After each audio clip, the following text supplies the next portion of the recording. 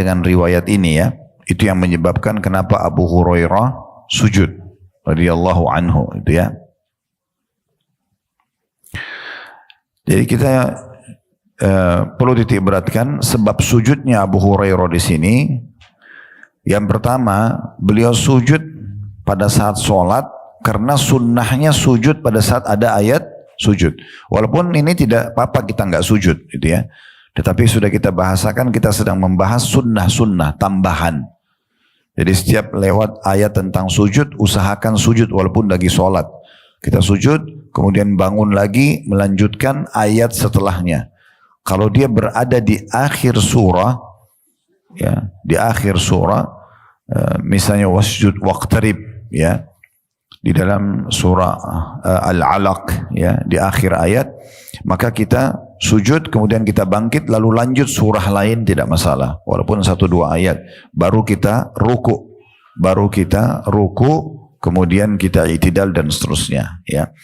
Kemudian dalam riwayat ini disebutkan ada contoh sunnah yang lain, yaitu Abu Hurairah menambah setelah salam sujud lagi. Jadi di sini kayak ada 2 kali sujudnya.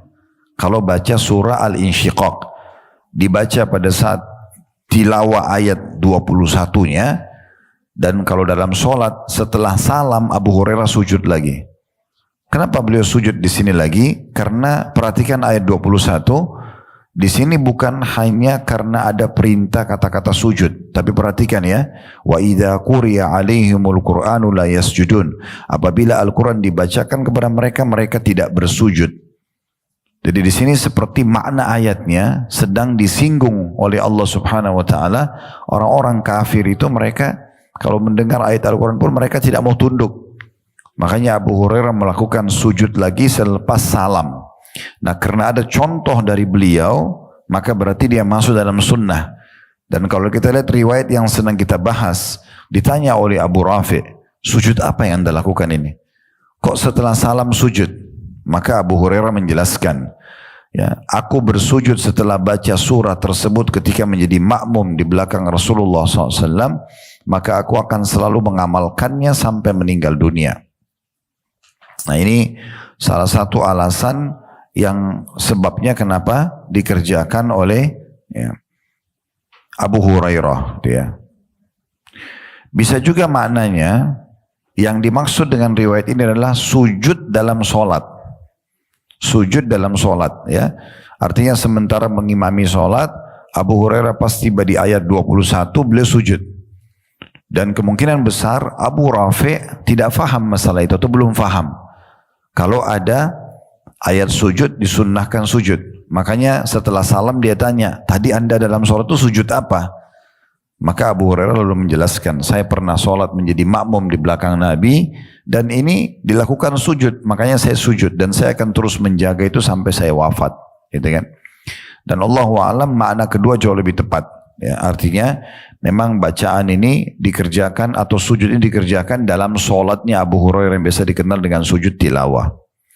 Baik, kita ambil pelajaran daripada hadis ini. Yang pertama, kedudukan Abu Rafi' radhiyallahu anhu atau rahimahullah, ya, di mana beliau yang menceritakan kronologis daripada sholatnya di belakang Abu Hurairah, dan tepatnya di waktu sholat isya, dan Abu Hurairah mencontohkan pada saat membaca surah Al-Insyiqaq, tepatnya di ayat 21, beliau sujud dalam sholatnya. Pelajaran yang kedua, ya, kedudukan Abu Hurairah radhiyallahu anhu, di mana sahabat yang mulia ini bernama Abdurrahman ibn Sakhr. Abdurrahman ibn Sakhr, dan beliau berasal dari kota Taif. Ya. Tidak asing kota Taif buat kita sekarang karena sering didatangi oleh para jemaah haji, jemaah umroh, ya. Jadi dulu waktu Nabi SAW mengepung kota Taif, Allah belum mengizinkan untuk menembusnya itu, ya.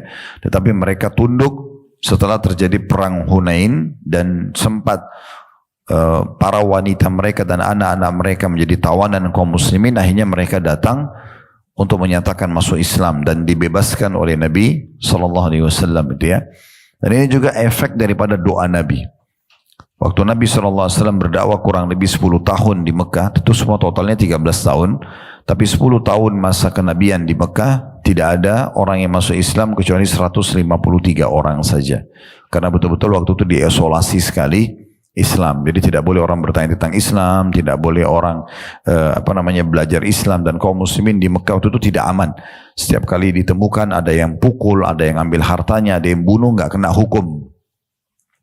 Maka Nabi SAW berpikir untuk mengekspansi dakwah beliau, coba berdakwah di luar kota Mekah, kemudian beliau menuju ke kota Taif. Tapi orang-orang Taif menolak pada saat itu. Ya, pemimpin-pemimpin mereka dalam sebuah asar disebutkan setelah didatangi oleh Abu Lahab, paman Nabi sendiri, itu menolak dan menyuruh masyarakatnya untuk melempari Nabi dengan batu.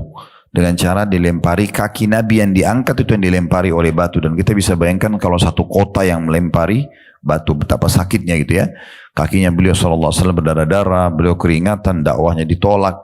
Setelah keluar dari kota Taif, pintu gerbangnya ditutup, seakan-akan beliau terusir gitu ya. Beliau duduk di bawah sebuah pohon. Sebagian ahli sejarah mengatakan di kota Taif masih ada bekas tempat pohon atau kebun yang Nabi duduk, gitu ya.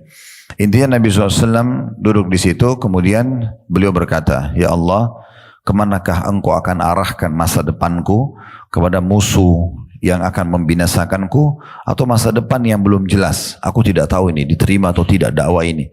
Tetapi kalau engkau tidak murka ya Allah, engkau tidak menilaiku salah dengan perjuanganku ini, aku